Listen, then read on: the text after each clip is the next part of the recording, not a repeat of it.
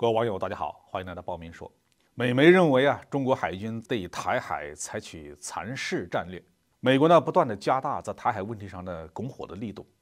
不但由美国政客加大与台湾交往的频度，而且美军呢也加强了对台湾的支持的力度。我军的反制措施通常是在台湾的周边举行军事演习，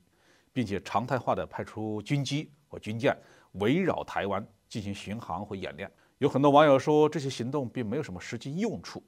这个看法是不对的。事实上，每当美国拱火一次，我军就全进一步，让台湾当局所谓的战略空间被压缩一层。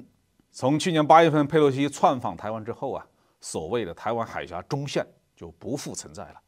我军的舰艇和飞机已经常态化的越过中线巡逻，这一条所谓的中线是上世纪50年代由美国划定的，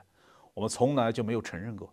只不过在两岸关系良好的时候，双方都心照不宣的不去抽碰。现在台湾当局的善意已经不复存在，那我们也就没必要客气了。美国方面对这种现状呢是心知肚明。美国外交官网站4月23号发表美国海军情报官员安德鲁·奥查德的文章，他说中国海军正在对台海实施蚕食战略。所谓蚕食战略与西方国家口中的切香肠异曲同工，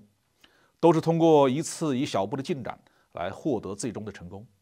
如果中国人民解放军几乎每天都会派军机飞越台湾的防空识别区，美媒认为解放军的这些飞行任务是在展示能力，并挑战台湾防空识别区的合法性。反复的渗透已经使解放军在台湾周边的空中行动常态化，这迫使台湾必须耗费有限的军事资源，比如说军用飞机和飞行员的小时数来进行应对。台湾当局划定的所谓防空识别区有大约一半是在大陆的上空，最远甚至达到了江西省的南部。福建省的任何飞机只要一起飞，就进入台湾的防空识别区，这是不是很可笑？从它划定的第一天起，我们就天天在它内部飞行。美国媒体关注的是我军飞机抵近台湾附近空域的飞行，甚至在台湾东部面向太平洋的海岸的附近的飞行，这就相当于在台湾当局头上套绞索了。外交官的文章呢，更加关注的是解放军海军的行动，因为西方媒体通常只关注解放军军机绕台的消息，很少报道海军的行动。实际上，根据台湾当局发布的统计数据，从去年8月5号开始，截止到2023年的4月11号，解放军海军每月在台湾周围活动的水面战舰的数量平均是4.24艘。假设台湾当局一对一的要派出战舰对解放军的战舰进行跟踪，那么台军的驱逐舰和护卫舰将有15%的必须随时留在海上，这会让台湾海军是不堪重负。不过台湾当局似乎不打算认输，正在强化它的水面部队。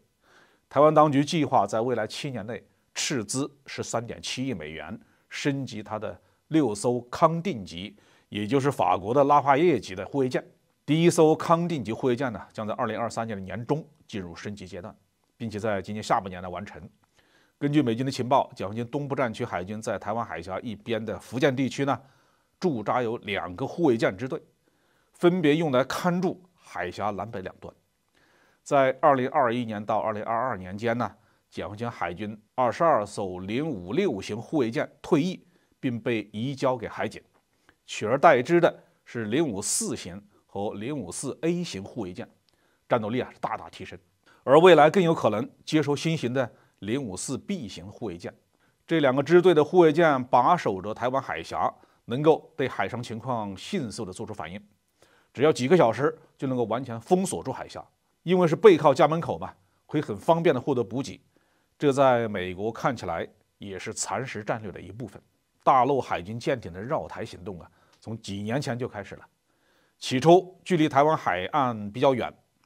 但是最近几个月的行动中，台湾人从岸边就能看见海上的解放军的战舰，网上的照片到处都是，可见我们确实是在压缩台湾当局的空间。即使我们蚕食了，台湾又有什么办法呢？美国又有什么办法呢？